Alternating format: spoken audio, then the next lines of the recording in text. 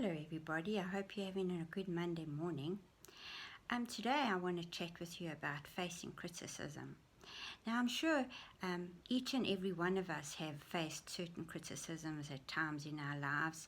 Perhaps as a child in our playgrounds at school we were bullied as a child and made fun of in front of a crowd of kids, or when you in the office and you've done a job of work and your boss or your superior, supervisor has just done nothing but criticize it. So we've all faced, in our one way or another, we've all faced some form of criticism. And, you know, it's very, very difficult to deal with situations like those.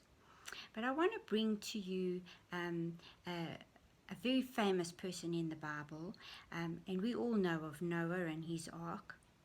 Now in Genesis, Noah was asked by God to build an ark.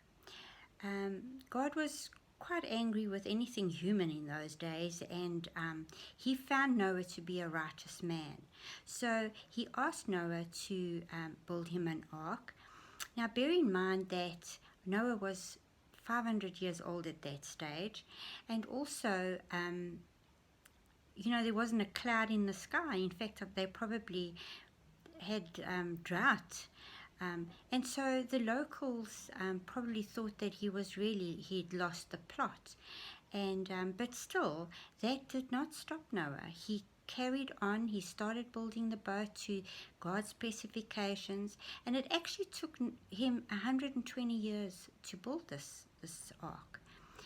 Now bear in mind that the locals probably thought he was mad, and in the beginning times his children and his immediate family probably had his support, and he had their support and they supported him.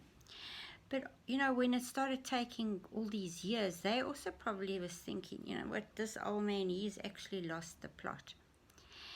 But he stuck with it, and he made this ark exactly how God wanted him to do it. Despite the ridicule, despite the mocking, despite everything, his character honored God.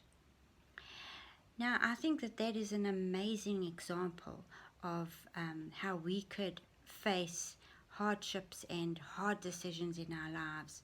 I mean, I can say from personal experience that there are times when I made decisions purely to just go with the flow and to be one of many that just agreed with something, even though everything inside of me was saying, this is not a good thing to do.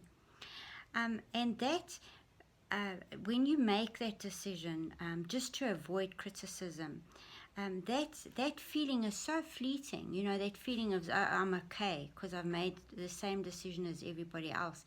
It's so fleeting, and it's not long thereafter that you probably get all the consequences of that bad decision, purely because you went with everybody else's choice. Versus that time where you actually say, no, actually, I'm not doing this. I am going to do it this way because you know that that's the right thing to do. And although that time of decision is very uncomfortable and probably face a lot of criticism and ridicule, the everlasting part of that is that when you know you've made the right decision, your family are proud of you, God are proud of you, and it's a good decision for any future endeavors. So there's a big lesson here in that our character needs to stand strong in times of peer pressure. There's an American writer that wrote, his name's Albert Hubbard. He said, if you don't want to face criticism or to avoid criticism, do nothing, say nothing, and be nothing. And I think that in a nutshell actually puts it into perspective for each and every one of us. So my friends, I pray that you have a critical free week. But you know what? If you do get criticized, it's character building. You hang in there and you make the right decisions. You make God decisions, decisions that are good for you and your family.